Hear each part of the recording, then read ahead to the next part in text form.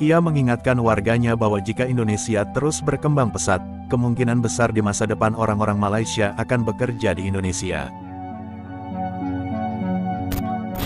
Kalau benarlah Malaysia menghadapi masalah besar, katanya Malaysia rekomen seorang untuk hantar duta ke Indonesia, Indonesia tolak. Dan katanya dia rekomen juga untuk ke satu lagi Switzerland, juga ditolak. Saya tak pasti lagi, kita akan soal di parlimen nanti. Kalau benarlah benda ini berlaku, artinya Malaysia berada di tahap yang cukup panjang. Indonesia pula sedang meningkat. Hari ini, mana berita tadi? Dia telah umumkan bajet untuk pindahkan ibu kota Indonesia, Jakarta, ke Kalimantan. Lebih 300 bilion belanja nanti akan dibuatkan ibu negara baru. Sekarang di Jakarta, minimum upah untuk buruh di sana sudah $400. $400 lebih kurang 1,700. Dan orang di sekitar Jakarta takkan datang lagi bekerja di sini kerana upah di sana lebih tinggi. Yang akan datang di sini daripada pulau-pulau yang jauh daripada Jakarta. Betul sih. Dengan perkembangan ekonomi berlaku Indonesia, kita nak dapat orang gaji pun payah. Sekarang 1,300 hingga 1,500. Dan nak kena bayar agensi, kita kena habis dekat 10,000. Barangkali kalau mereka tuntut sampai dekat 2,000 nanti, rakyat kita pula akan pergi bekerja di Indonesia. Halo semua, kembali lagi bersama saya Fonseca. Bagaimana kabar kalian? Saya berharap kalian semua sehat-sehat selalu ya teman-teman semua. Oke, sebelum kita reaction, saya pengen tahu dulu kira-kira video ini sudah sampai di mana saja. Tulis komentar kalian di bawah. Dan buat teman-teman yang bekerja di luar Indonesia, bagaimana kabar kalian semua? Oke teman-teman semua, sebelum kita lanjut, di channel ini setiap tahunnya itu kita selalu menolong ratusan anak untuk mendapatkan sepatu dan tas sekolah, perlengkapan sekolah. Kenapa kami mau melakukan itu? Karena itu berawal dari kami semua pernah ditolong, dan kami mau pengen kembalikan itu ke komunitas yang ada, generasi yang ada, supaya mereka juga bisa merasakan kebaikan dari kita semua. Fokus kami hanya di bagian pendidikan. Dan buat teman-teman yang mau berkontribusi untuk menolong anak-anak NTT yang kurang beruntung, teman-teman bisa berkontribusi melalui link Kitabisa yang sudah ada. Di situ bantu Angela dan 1.500 anak yatim di NTT. Tahun ini kita sudah menolong kurang lebih 300 orang anak ya. Dan kita pengen kalau bisa di tahun ini, sebelum kita akhir tahun ini, kita bisa menolong sekitar 500-an anak lagi ya. Nah, untuk informasi kalian bisa DM di Instagram saya, atau kalian juga bisa lewat nomor WhatsApp tim yang sudah ada. Kalian bisa tanya informasi kegiatannya seperti apa, cara membantunya seperti apa, itu sudah ada semua.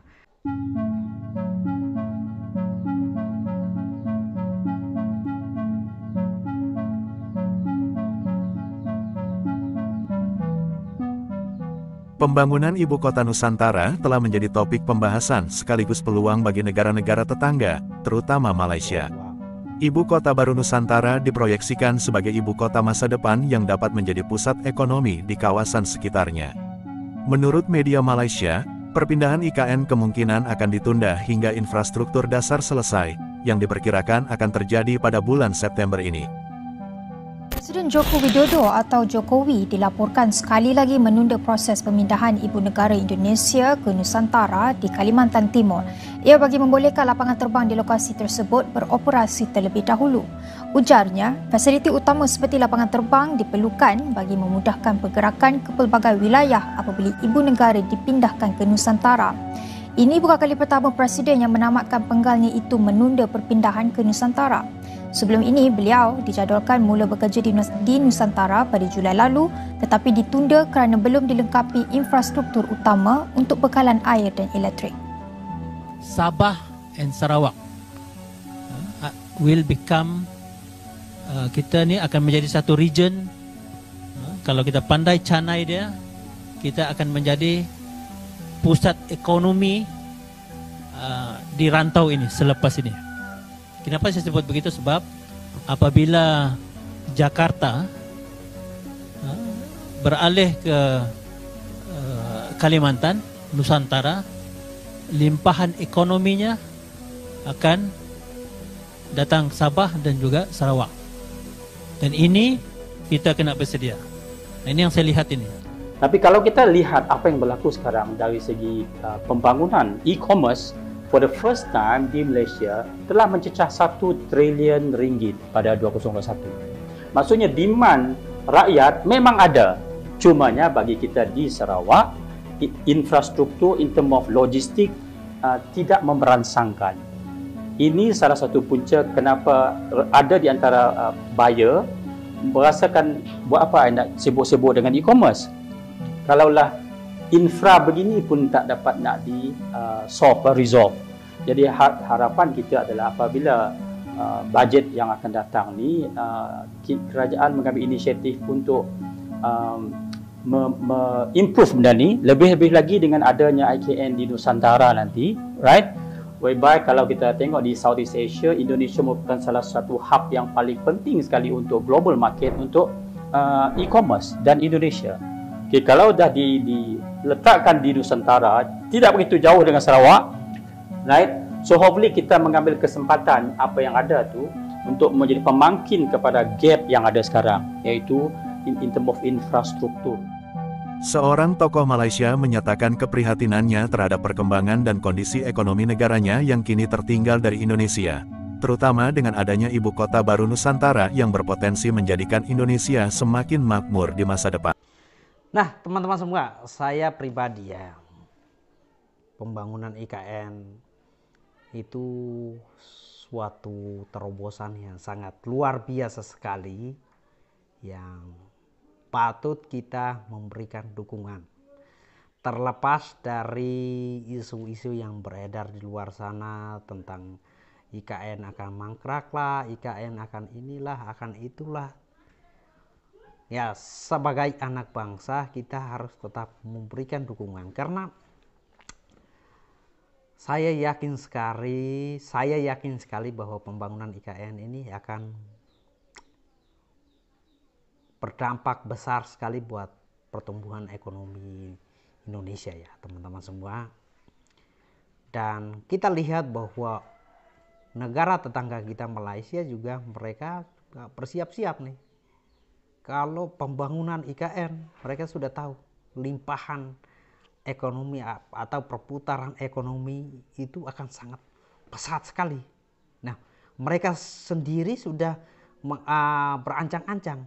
Nah, kenapa kita di dalam negeri malah kayak apa ya, sebagiannya itu pesimis. Kita harus optimis bahwa pembangunan IKN ini akan sebagai batu loncatan untuk pertumbuhan ekonomi kita itu sangat pesat. Karena kita lihat negara tetangga kita sudah berancang-ancang. Kita lanjut. Ia mengingatkan warganya bahwa jika Indonesia terus berkembang pesat, kemungkinan besar di masa depan orang-orang Malaysia akan bekerja di Indonesia. Kalau benarlah Malaysia menghadapi masalah besar, katanya Malaysia rekomen seorang untuk hantar duta ke Indonesia, Indonesia tolak.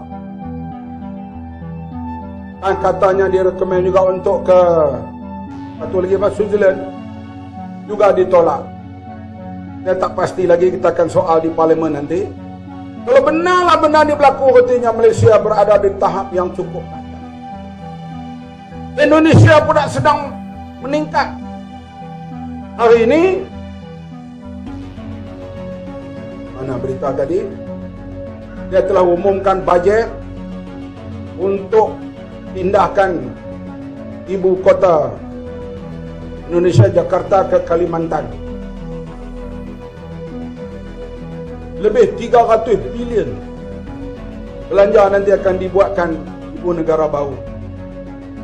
Sekarang di Jakarta, minimum upah untuk buruh di sana sudah $400. $400 lebih kurang 1,700. Dan orang di sekitar Jakarta takkan datang lagi bekerja di sini kerana upah di sana lebih tinggi. Yang akan datang di sini daripada pulau-pulau yang jauh daripada Jakarta. Betul saya. Dengan perkembangan ekonomi berlaku di Indonesia, kita nak dapat orang gaji pun payah. Sekarang 1,300 hingga 1,500. Dan nak kena bayar agensi, kita kena habis dekat 10,000. Barangkali kalau mereka tuntut sampai dekat 2,000 nanti, rakyat kita pula akan pergi bekerja di Indonesia. Konteks yang berlaku di Nusantara, mungkin bagi saya, mungkin mereka juga belajar daripada kita, tapi kita tak belajar dengan diri kita sendiri. Yang mana di situ mereka bercakap tentang ekonomi baru di Nusantara, bercakap tentang autonomous vehicles, autonomous public transport, AI teknologi, data center, smart building, green city. Semua itu memberi gambaran dan cuba menjenamakan Indonesia, kata ini adalah negara masa depan.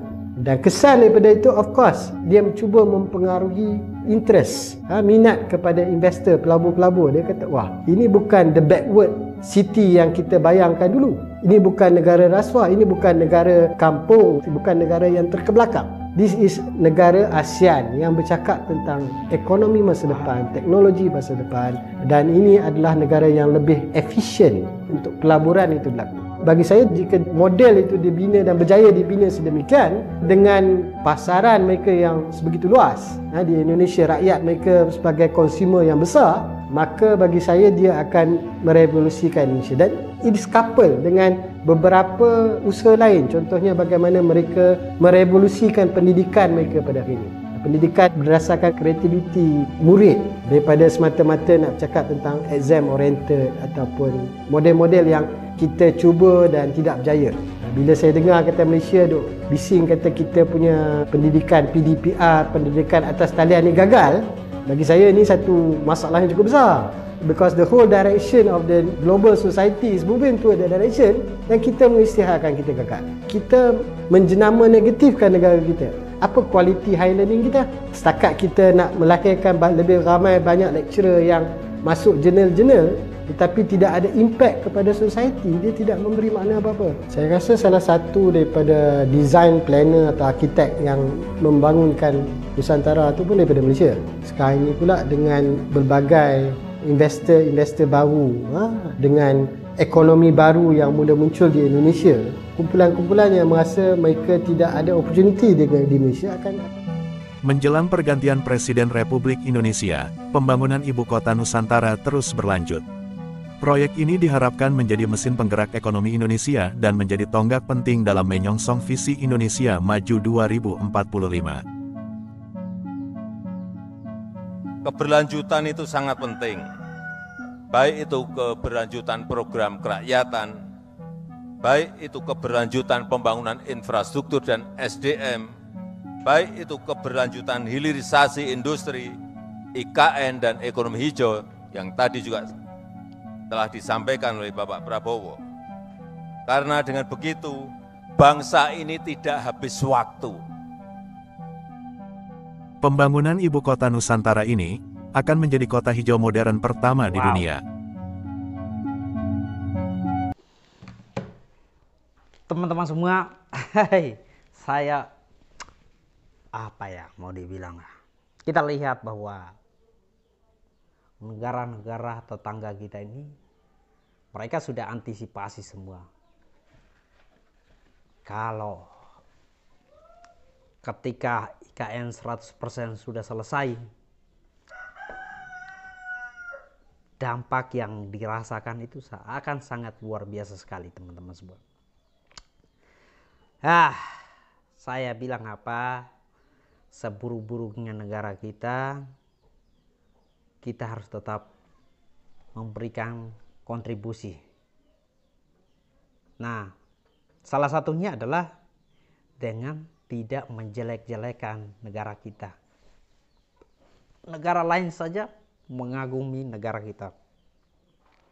Masa iya kita sebagai warga negara sendiri mau menjelek-jelekan negara kita karena mungkin sudah dapat kerjaan di luar sana, jadi lupa dari di mana asal usul kita. Itu jangan terjadi.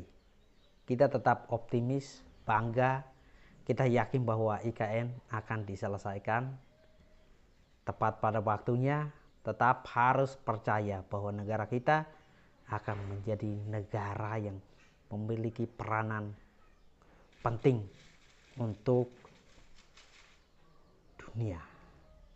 Peace.